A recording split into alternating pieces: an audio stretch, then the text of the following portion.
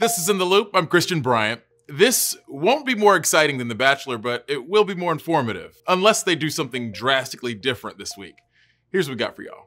Tonight we look at the barrage of criminal and legal investigations facing former President Trump, from obstruction of justice to incitement of violence. Then sorting fact from fiction around COVID-19 can be tough, but history shows us how disinformation has been a part of past pandemics too. But first, here's what you need to know right now.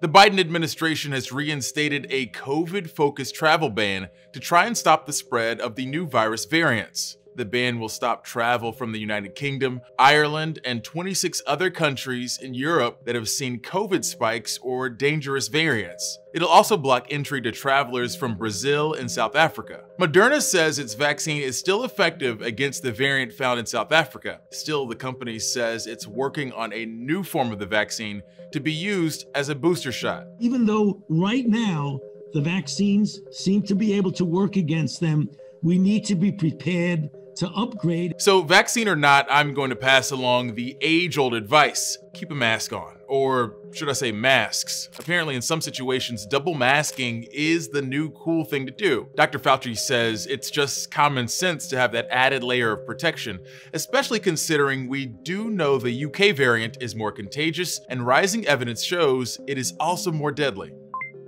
Tonight, the House of Representatives will deliver to the Senate a single article of impeachment against former President Donald Trump. Trump is accused of inciting an insurrection on January 6th when Trump supporters stormed the Capitol.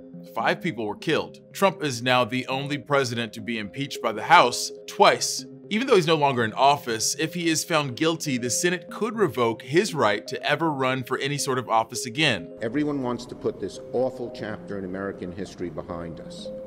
But sweeping it under the rug will not bring healing. The only way to bring healing is to actually have real accountability, which this trial affords. The actual impeachment trial won't begin until February 9th. Democrats need the support of at least 17 Republican senators to convict Trump.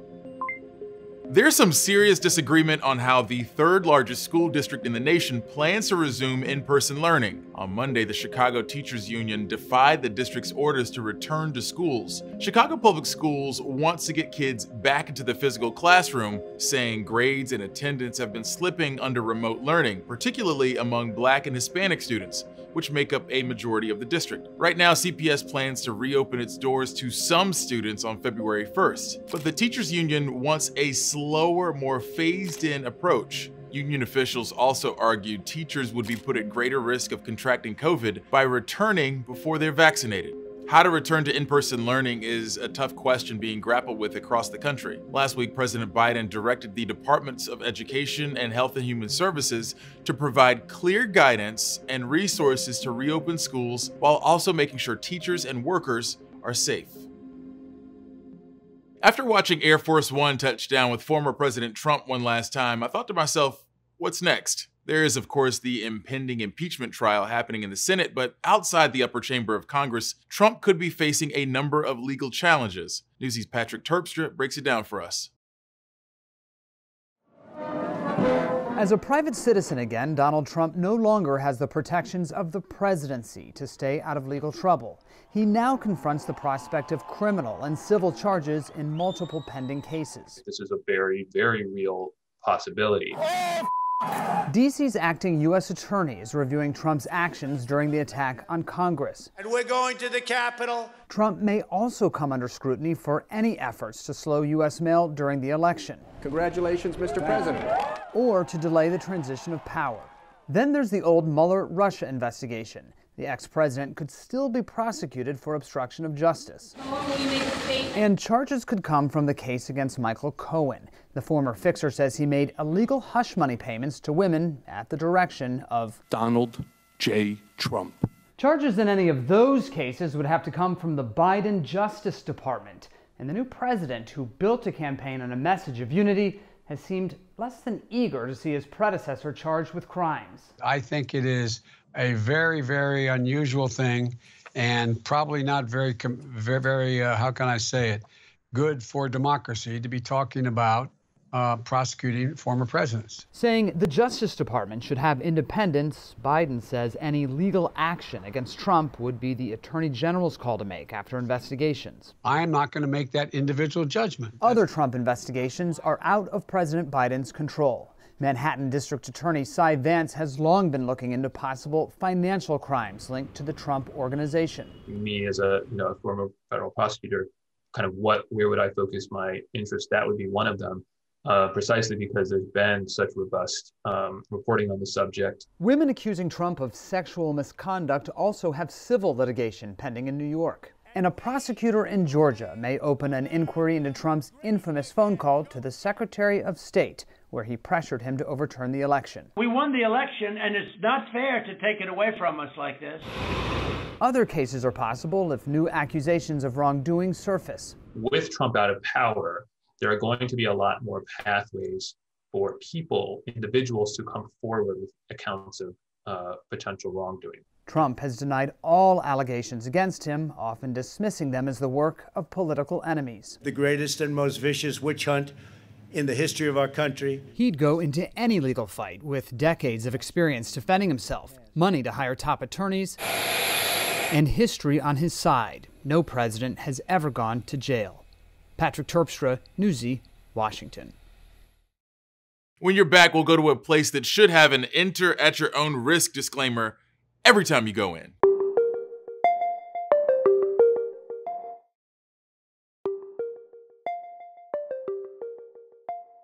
I'm gonna pretend like we're both experiencing these topics for the first time, but to be completely honest, I've been on Twitter since 7 a.m., so here's what's trending. The Kansas City Chiefs and the Tampa Bay Buccaneers are headed to the Super Bowl. I can't say Super Bowl, right? Those teams are headed there after clinching their conference championships yesterday. And this Super Bowl will feature some familiar faces. For one, Tom Brady is making his 10th Super Bowl appearance, just with a different team, the Bucs. Brady has the most Super Bowl appearances of any NFL player. Secondly, the Chiefs decided once wasn't enough. Patrick Mahomes and co will be defending their 2020 Super Bowl win. This is where the similarities dry up. The Bucs are playing in Tampa Bay, making it the first time a team will have a home field advantage during the Super Bowl. And this will be the first time since 1983 Budweiser will not be advertised during the Super Bowl. Instead, the money that would have been spent on the advertisement will be donated to coronavirus vaccination awareness efforts. I'm sure all the lushes out there won't forget what a Budweiser can looks like, right? Other brands sitting this one out include Pepsi, Coke, Audi, and avocados from Mexico products. About 22,000 fans will get to watch the game in person. That includes 14,500 fans who paid to attend, and 7,500 vaccinated healthcare workers who were surprised with free tickets from the NFL. Harry Potter is trending after news that a live-action TV series might be in the works for HBO Max. Wicked. Okay, cool your jets, baby Ron. The Hollywood Reporter says the series is still in the early stages of development and currently doesn't have any writers or talent attached to it. Meanwhile, Warner Brothers says there is no series in the works. Huh? I guess all of that will be revealed in due time and likely with the help of an Aparecium charm. Oh, y'all thought I was a muggle? What we do know is that the Harry Potter IP is pretty valuable to Warner Brothers. The 8 feature films adapted from the 7-book series grossed $7 billion worldwide, and there are more prequel films in the works. And according to The Hollywood Reporter, which first reported the news of the series, expanding the Harry Potter brand is top priority for HBO Max, which is backed by Warner Media. I try to 86 the politics updates and the trending topics, but this was too good to not include. First dogs Major and Champ Biden have officially arrived at the White House. I swear I was watching the inauguration last week thinking, where the heck are the dogs? The 2 German shepherds joined President Joe Biden and First Lady Jill Biden after waiting in Delaware for everyone to get settled. Major did have his own little celebration though. The Delaware Humane Society, where Major is from, co-hosted an inauguration day. This makes Major the first dog adopted from a shelter to live in the White House. Major and Champ are the first pets in the White House since Barack Obama left office in 2017. After 2020, this is the content we deserve. There's been a range of mis and disinformation floating about during this pandemic, but it ain't the first time Americans have dealt with this problem. During the 1918 flu pandemic, the government pushed a fake narrative minimizing the spread and the danger, and that had devastating results. As a part of National News Literacy Week, we're featuring stories about different types of misinformation. Newsy's Carrie Cochran has more on fake news and the flu.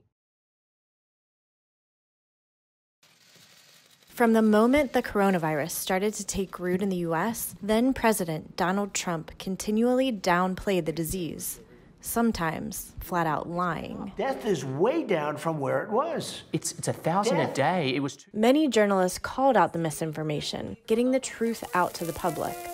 But that wasn't the case in the worst pandemic in U.S. history. Refusal to tell the truth killed people. That's the biggest single lesson coming out of 1918. Between 1918 and 1919, an estimated 675,000 Americans died of influenza. Well, the pandemic was minimized, much as it has been today. The motive back then, of course, was they were afraid that any negative news would hurt morale and damage the war effort. In 1918, the U.S. was in the final stretches of World War I. To President Woodrow Wilson, talk of the pandemic was a distraction. Patriotism at all costs was needed to ask Americans to send their boys overseas and send their money. So he assembled a powerful propaganda machine, and it worked. Newspapers were entirely complicit. They were either intimidated or volunteered. Some newspapers only covered the war and barely mentioned the pandemic. Others didn't push back when public officials called it ordinary influenza. It was not ordinary influenza by another name. People could die 12 hours after the first symptoms, bleeding not only from the nose, but from the mouth, from the eyes, from the ears. On one day alone, the city of Philadelphia lost 769 people to the illness and was in the throes of a second deadly wave. Yet, when the Philadelphia Inquirer came out the next day, it reported, "Philadelphia will soon be out of the clutches of the epidemic influenza." When they finally belatedly closed theaters, restaurants, schools, and so forth, one of the newspapers actually said, "This is not a public health measure. You have no cause for panic or alarm." People are dying all around you. I mean, really, how stupid did they think people were? And the Sedition Act of 1918 helped newspapers fall in line with the president's objectives. Now, you could get 20 years in prison if you willfully utter, print, write, or publish anything disloyal about the U.S. government. The publisher of a Wisconsin paper had written an editorial criticizing the military for not doing enough to save soldiers from dying from the disease. The Army started to prosecute its publisher and editor under the Sedition Act. The act ended up getting repealed after the war, but the damage had already been done. More Americans ended up dying from the 1918 flu than from the war. In fact, there were more American deaths from the pandemic than in the battles from the Civil War, both World Wars, and Vietnam combined. And the whole point of the freedom of the press is the freedom to criticize people in power. Carrie Cochran, Newsy. Immigrant communities are breathing another sigh of relief thanks to a 100-day policy from the Biden administration.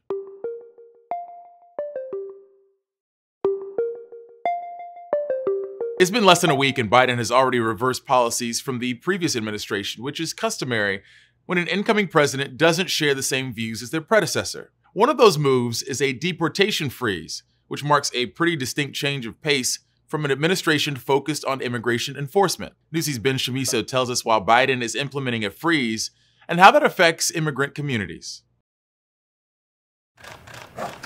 President Biden is wasting no time dismantling Trump immigration policies, gradually removing fear among immigrant communities. It definitely makes me feel more comfortable. The Biden administration has narrowed ICE arrest priorities and has paused many deportations for 100 days while it conducts an operational review. The move marks a massive shift in the government's approach to immigration enforcement. The fact that my mother will go to work and she will not have to worry about ICE going to her job. Morelis moved to the U.S. with her brother on a tourist visa when she was 15 to join her undocumented mother in Maryland and to stay away from an abusive household in Spain. She overstayed her visa and has been living in the U.S. illegally for the past 3 years.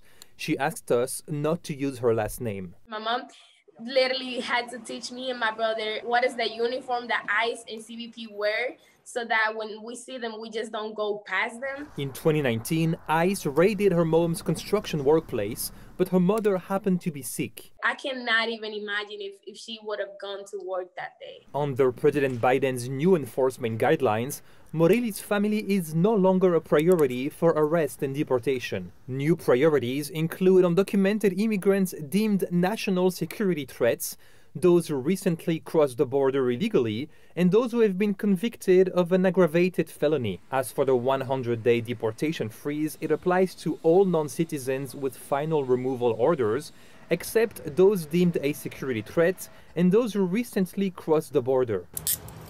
The Biden administration says the new priorities will enable it to surge enforcement resources to the border while operating more nimbly in the country's interior. But Republican leaders and former Trump administration officials say it sends the wrong message to people hoping to enter the country illegally. It can't be the message that so long as you don't, kill or rape someone, you're here to stay. Texas Attorney General Ken Paxton, a Republican, sued President Biden over the deportation freeze on Friday, saying that it could harm Texas by encouraging more illegal immigration. Ben Chamiso, Newsy.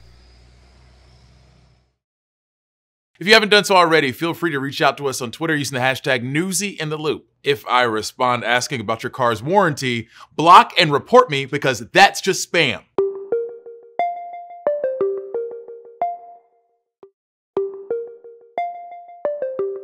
The continuing vaccine rollout is a promising development during this devastating pandemic.